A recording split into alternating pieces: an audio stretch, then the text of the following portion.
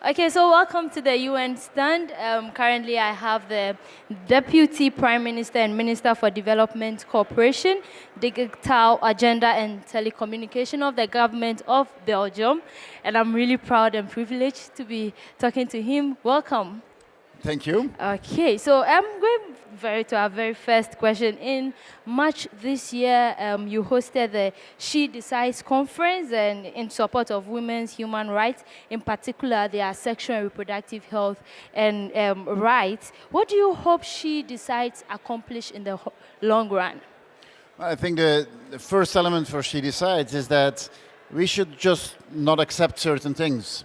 I think that the US administration has obviously the right to take the decisions that they want to take, and we could be angry about it because I think that it is a measure that is pushing thousands of women and girls back into the dark ages, which would be strange at a moment where the progress we see is such great progress.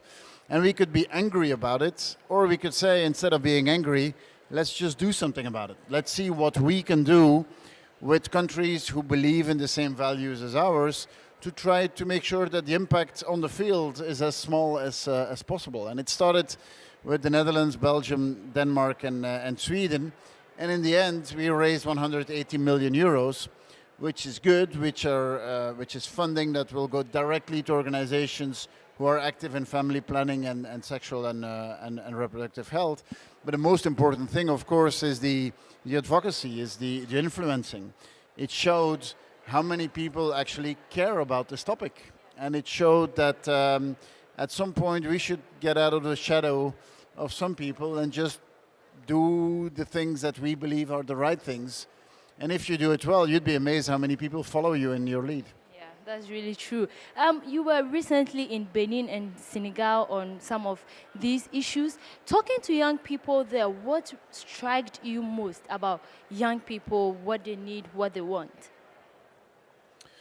Well, what strikes me is how young people organize within themselves. What we've seen is the most effective programs were run by young people. And they communicate in a way that is maybe different than what we would have imagined is the right way of communicating, but that's perfectly fine. Because if you take a young girl, whom will a young girl listen to? She might listen to her mother, maybe. Will she listen to a health worker? Maybe. But if you have someone of her age who's explaining her experience and who's explaining the good examples that she has seen, that's a very much more credible story. And we saw some examples that we would never have thought. For example, a hotline that you can call to with questions about female genital mutilation and so on, which was just a computer where you push numbers and you hear information. I would have thought that in the age of social media this would not work. But then you see that it actually does work. And so my learning was, if you create a space and you give funding to young people in this domain, they will come up with things. And not everything will function, but that's the right approach. I don't think there is one definite answer to the issue that we're tackling. So create a space and give funding, and you will see that great things are happening. That's really great. We are talking about young people and the fact that they can be agents of change. What are the investments? What do you think are the investments young people need to be these agents of change that we are talking about? Well, I think if you talk about family planning and empowering especially women and girls, there's things you can do which are very specific on the topic, but there's also things you can do which are more general. If you want women and girls to be independent, to be strong, well, then you're also talking about education, of course, and making sure that they go to school. If you want to be sure that they go to school, you're talking about birth registration. If you say leave no one behind, well, it'd be good to know who actually lives in your country, and too often girls are not registered and do not go to school. If you want adolescent girls to be strong, it's good if they have a job. Well, you could say I'm a job seeker, or you could say I'm a job creator, and then you will be tackling microfinance and so on. So it is a broad range of things that you can do. Does that mean that everything needs to be perfect? No. I think we should stop in trying to say that everything needs to be perfect, because I think, first of all, perfection doesn't exist. And secondly, I think the right approach is doing a lot of things, and some of them will stick and some of them will not. But anything you will do will help women and girls forward. My next question may sound difficult. Do you think Belgium will or may achieve Agenda 2030? And what do you think may hamper progress? Well, I think, first of all, the Agenda 2030 is something that needs to move outside of the meeting rooms and outside of the conferences. And there I'm actually very hopeful. If I see who is here, if I see what kind of motivation young people have around this Agenda 2030, then I think we have something that we can bring outside. But I think today that hasn't happened enough. I'm sure that if you walk outside of this building and you will talk to people passing by and you talk about the Sustainable Development Goals, some of them might have heard of it. But what does it really mean, and what do you achieve with it? We still have a very long way to go. Now, Belgium is very committed to the Sustainable Development Goals. When we changed our development policy in 2014, that was 2 years before the SDGs, we already anticipated what was going to be in the SDGs. And so we focus the majority of our efforts on what we call the least developed countries. We focus it on what we call fragile states. These are the countries that often come out of civil wars, have refugee problems, and so on. And empowering women and girls is one of the main topics that we focus on. Now, Belgium is we used to say that Belgium is a small country. Today we prefer to say that we're a medium-sized country, because there are so many smaller countries in the world today. But besides what we do, obviously we have a role to play in influencing. For example, the European Union,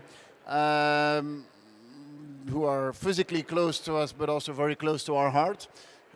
We are very big believers in the European Union, we're very big believers in the European Commission, and we have been putting items on the agenda all the time related to sexual and reproductive health, related to using digital as a force of development, and we will continue doing that. We live today in a world where, if you look at the big issues in the world today, climate change, extreme poverty, terror and extremism, none of these issues can ever be solved by one country alone.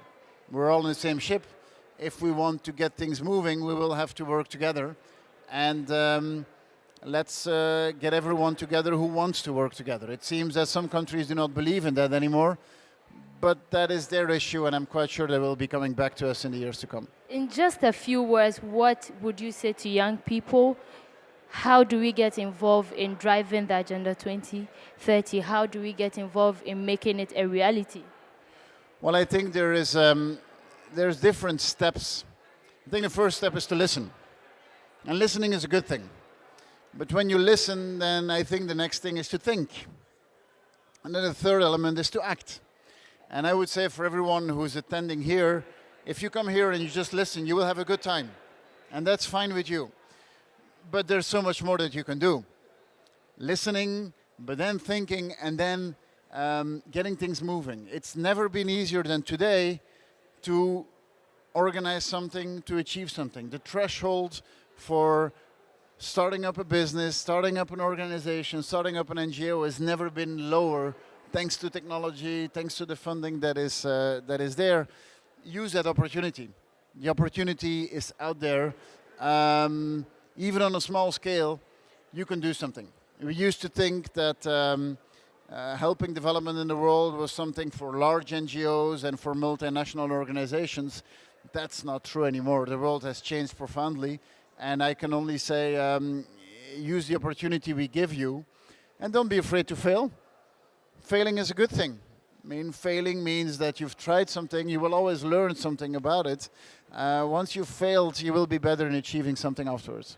So the minister says we should listen, we should think, and we should act, and we shouldn't be afraid to fail. Thank you very much for joining us at the UN stand, and we were talking to Alexander de Croo. He's the Deputy Belgian Prime Minister. Thank you very much for coming. My name is Esenam, Amuzu, EDG Young Leader. Thank you very much.